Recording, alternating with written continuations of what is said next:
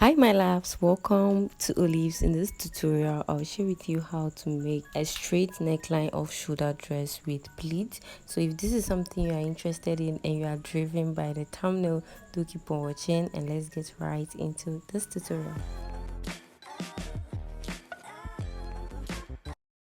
Alright, for this particular tutorial we are going to focus on just drafting the off shoulder and also sewing it. Then in another tutorial we will work on the pleat. Okay, this is a scuba material and I'm using it for this tutorial. About 2 to 2.5 yards is enough for this off shoulder with the pleats. Now to get the measurement I have cut out right now, you divide the widest part of your measurement, which is the hip.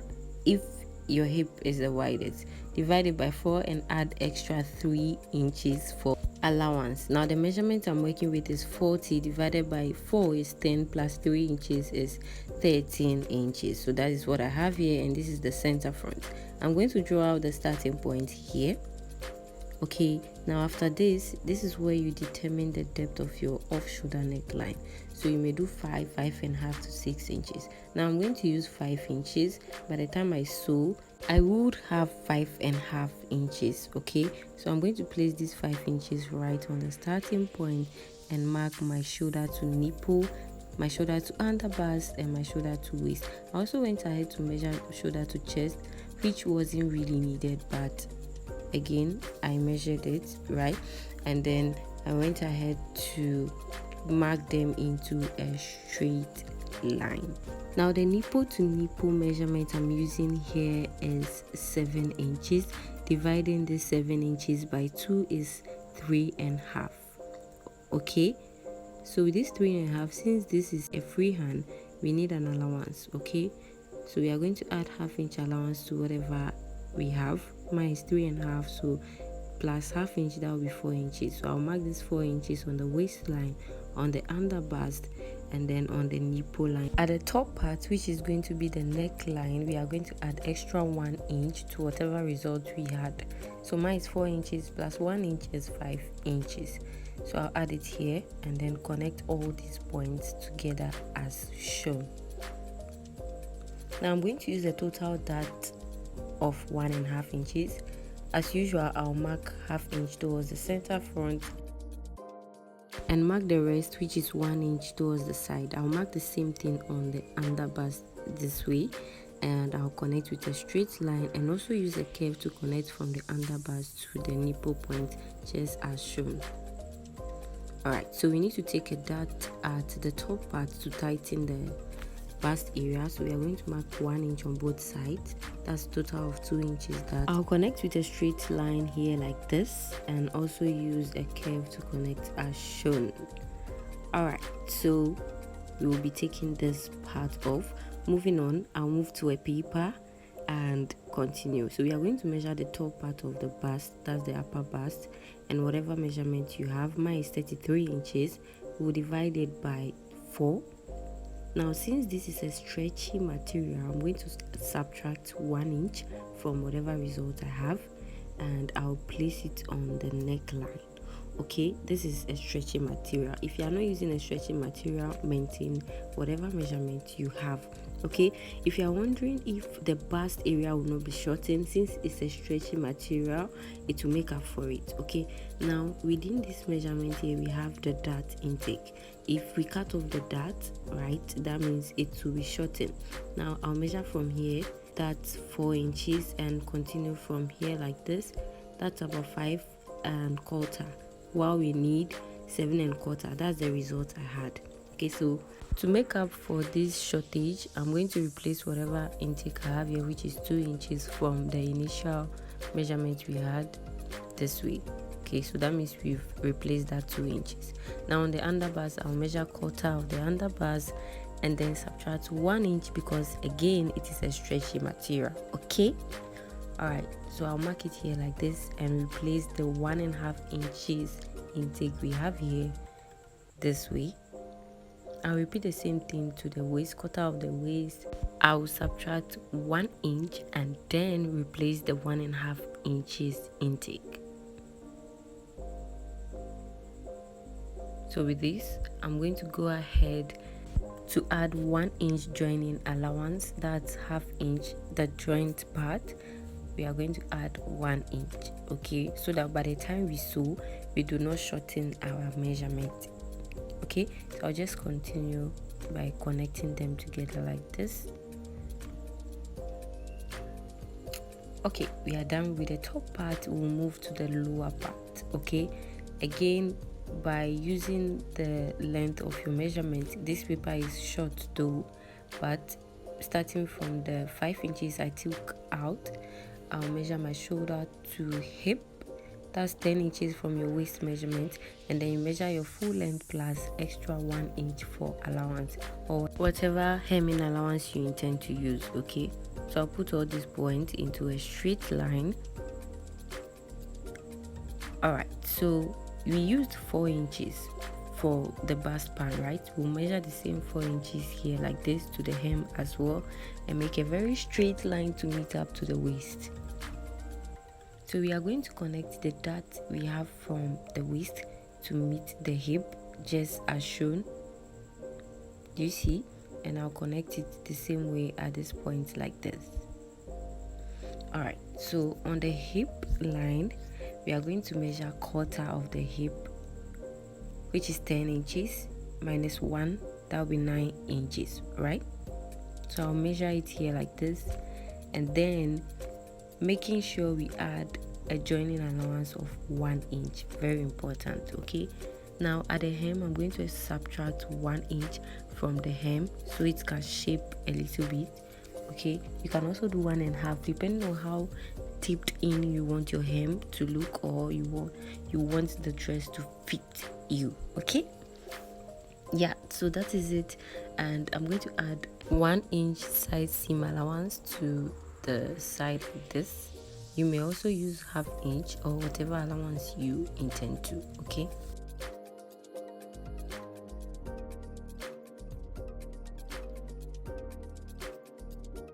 moving on, I'll take note of the measurement I have from here to here, which is 4.5 inches, and make sure the same 4.5 inches is here. So I have about half inch to make up for that.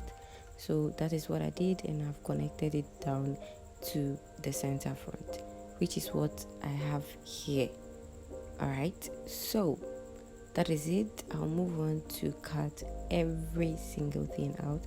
By the time we sew, this will blend nicely. Okay, that is why we made up for the shortage, so they can align. So I'll move on to cut everything out, and also take note of all the important lines, as in notch them, so whenever we are ready to sew, we can meet up the notches and sew easily. Does that make sense? Okay, which is what I'm doing, notching every point. So at this point, we have the front ready, which you go this way. We'll move on to the back, same measurement that we have. All I did was to add about 1.25, that's 1/4 zip allowance. Okay, so from the 5 inches neck depth, yeah, I marked the shoulder to waist, shoulder to hip, and the full length, and also the chest point. Okay, so I'm going to mark the 4 inches we measured on the front, just like we did. Measure it from the top to the down and make a very straight line. Now on the waistline, I'm just going to take about 1 inch. That's half inch on both sides of the center line we've marked. Okay, now I'm going to connect it to the chest line and also connect it to the hip line. Next, we are going to reduce zip bulge. Okay, zip bulge. So I'll measure 3/4 inch from the waistline, connect to the top like this, and connect to the hip, and then I'll remeasure my zipper allowance. That's 1/4 inch along the new line, which is the blue line. Okay, so yeah, that is it. We'll be taking that part off.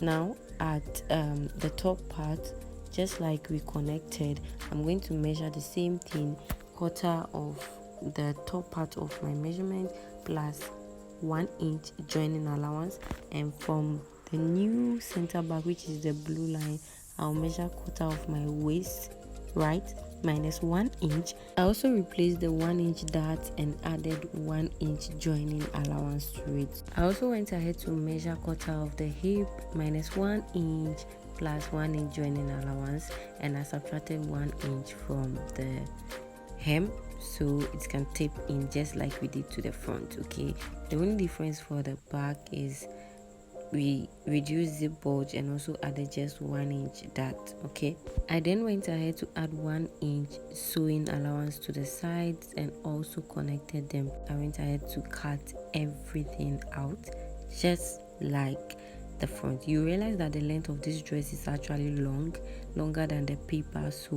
whatever length you want, take note of it and use it. Make sure that it is at least long so you could have the slit at the front. Okay, there is something I forgot to mention. While folding the fabric, I folded it on grain, so I drafted on grain.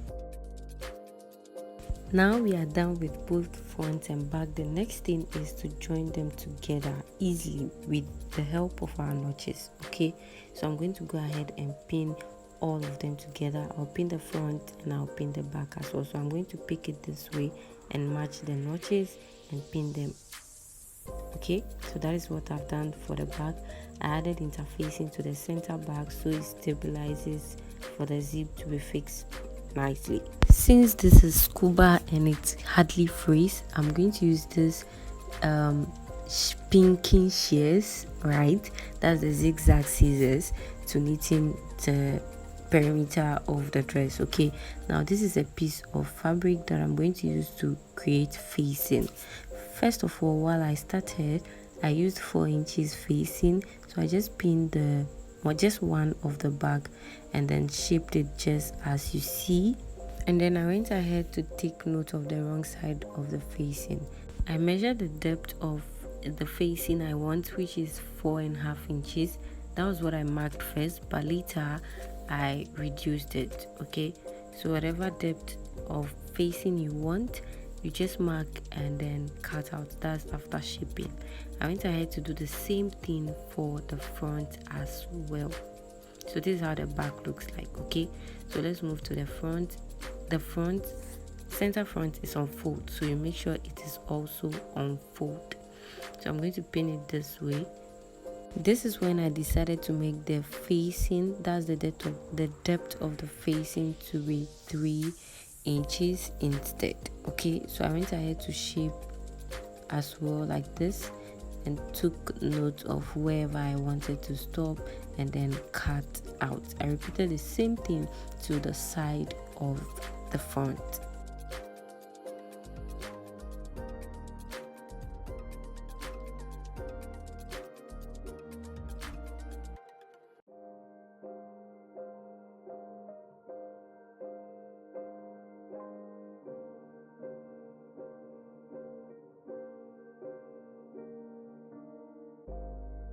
This is the back facing, and I'm going to reduce the depth just as I mentioned. I'm going to reduce it to 3 inches so that both the front and the back facing meets.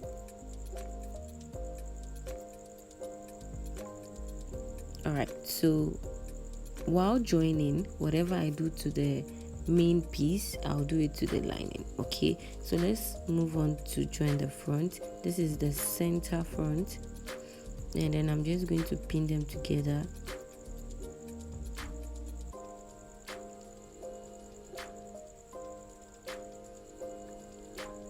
So I'll move on to stitch with 1/2 inch on both sides. Now at the right side of the dress we have a slit, right? So I measured about 9 inches for the slit, so minus the hemming allowance, which is 1 inch, that will be 8, right? So wherever you want your slit to be, take note of it and then mark it just as I did. Okay, so after sewing, this is how it looks like. I mean the front.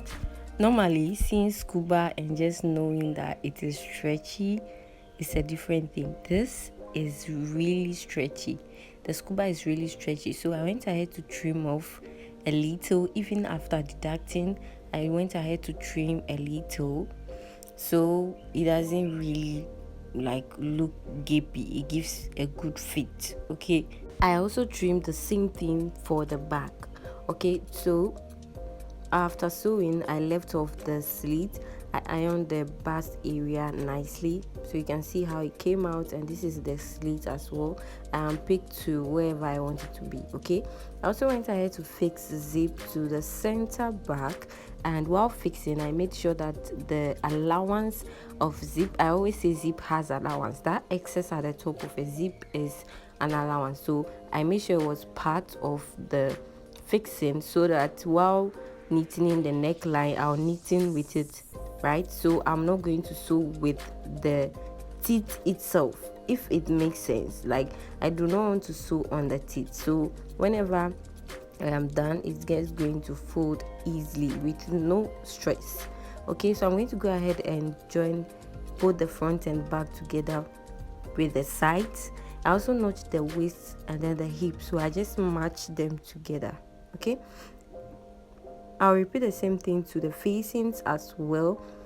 Just as I'm joining the sides of the main dress, I'll join the sides of the facing. Here we go. You can see that I have stitched the sides nicely. You even see that I have stitched 1 inch, right? But it still fits. It still fits, and this is how it came out. The next thing is to work on the slits and the hem, and also the facing. So I'm just going to pin the facing to the neckline of the dress, okay, and match every single seam lines to seam lines. Okay,